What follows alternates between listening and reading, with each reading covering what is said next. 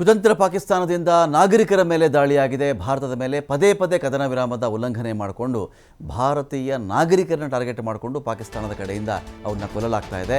Operation ಸಿಂಧೂರ ಬಳಿಕ ನಾಗರಿಕರ ಮೇಲೆ ದಾಳಿಗಳಾಗಿದೆ. ಗಡಿಯಲ್ಲಿ 15 ಭಾರತೀಯರನ್ನು ಹತ್ಯೆ ಮಾಡಿದೆ ಪಾಕ್ ಸೇನೆ. ಮಹಿಳೆ ಸೇರಿ ಒಬ್ಬ ಯೋಧ ಹಾಗೂ ಮಕ್ಕಳನ್ನು ಕೂಡ ಪಾಕ್ ಕೊಂದು ಹಾಕಿದೆ. ಪಂಜಾಬ್ ಗಡಿಯಲ್ಲಿ ಸಿಕ್ಕವರ ಮೇಲೆ ಪಾಕಿಸ್ತಾನದ ಸೇನೆ ಗುಂಡಿನ ದಾಳಿ ಮಾಡ್ತಾ ಇದೆ. ಇಂಡಿಯಾದವರು ಅಂತ ಕಾಣಿಸಿದ್ರೆ ಸಾಕು, ಅಲ್ಲಿನ ಸೇನೆನೇ ಪಂಜಾಬ್ನ ಬಾರ್ಡರ್ ಭಾಗದಲ್ಲಿ ದಾಳಿ ಮಾಡಿ ಜನಗಳನ್ನು ಸಾಯಿಸ್ತಾ ಇದೆ. 15 ಜನ ಸಾವನ್ನಪ್ಪಿದ್ದಾರೆ. 51 ಜನರಿಗಿಂತ ಹೆಚ್ಚಿನ ಜನಗಳಿಗೆ ಇದರಲ್ಲಿ ಗಾಯ ಕೂಡ ಆಗಿದೆ. ಕುಪ್ವಾರ, ಬಾರಾಮುಲ್ಲಾ, ಪೂಂಚ್, ರಜೌರಿ, ಮೆಂದರ್, ನೌಶೀರಾ, ಸುಂದರ್ಬನಿ, ಅಂಕುರಲ್ಲಿ ಪಾಕಿಸ್ತಾನದ ಕಡೆಯಿಂದ ಆಯೋಜಿತ ದಾಳಿ ನಡೀತಾ ಇದೆ.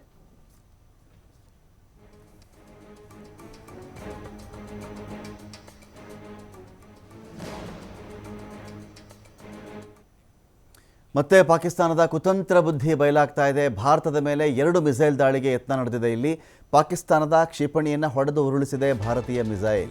ಆ್ಯಂಟಿ ಮಿಸೈಲ್ ಇರುತ್ತಲ್ಲ, ನಮ್ಮಲ್ಲಿ ಸಿಸ್ಟಮ್ ಇದೆಯಲ್ಲ, ಅದೇ ಪಾಕಿಸ್ತಾನದ ಮಿಸೈಲ್ಗಳನ್ನು ಹೊಡೆದು ಹಾಕಿದೆ ಈಗ ಅಂತ. ಹೊಡೆದು ಉರುಳಿಸಿರೋದು ಏರ್ ಡಿಫೆನ್ಸ್ ಸಿಸ್ಟಮ್. ಇಲ್ಲಿ ಪಂಜಾಬ್ನ ಅಮೃತ್ಸರ್ ಬಳಿ ಕೌಂಟರ್ ಕ್ಷಿಪಣಿ, ಅಮೃತ್ಸರದಲ್ಲಿ ಕೌಂಟರ್ ಕ್ಷಿಪಣಿಯನ್ನು ಹಾರಿಬಿಡಲಾಗಿದೆ. ಅಂದರೆ ಒಂದು ಕ್ಷಿಪಣಿ ಆ ಕಡೆಯಿಂದ ಹಾರಿಬಿಟ್ಟಾಗ ಅದನ್ನು ಆಕಾಶದಲ್ಲಿ ಅದಕ್ಕೆ ಒಂದು ಡಿಕ್ಕಿ ಹೊಡೆದು ಅದನ್ನು ನಾಶ ಮಾಡತಕ್ಕಂಥ ಒಂದು ವ್ಯವಸ್ಥೆ ಕೌಂಟರ್ ಕ್ಷಿಪಣಿ. ಇದಕ್ಕೆ ಅಮೃತ್ಸರದಲ್ಲಿ ಪಾಕ್ ಕ್ಷಿಪಣಿ ಅವಶೇಷಗಳ ಪತ್ತೆಯಾಗಿದೆ. ಇಲ್ಲಿ ಹೇಗೆ ನಿಜಾನ ಅಂತ ಕೇಳಿದ್ರೆ, ಅವಶೇಷಗಳೇ ಸಿಕ್ಕಾಗ ಆ ಕ್ಷಿಪಣಿ ಯಾರು ಲಾಂಚ್ ಮಾಡಿದ್ರೆಲ್ಲ ಗೊತ್ತಾಗ್ಬಿಡುತ್ತೆ. ಅದರಲ್ಲಿ ಅಮೃತ್ಸರದ ಕಡೆಗೆ ಗುರಿಯಿಟ್ಟು ದಾಳಿ ಮಾಡಿತ್ತು ಪಾಕಿಸ್ತಾನ. ಆದರೆ ಭಾರತ ಈ ಒಂದು ದಾಳಿಯನ್ನು ಯಶಸ್ವಿಯಾಗಿ ತಡೆದಿದೆ.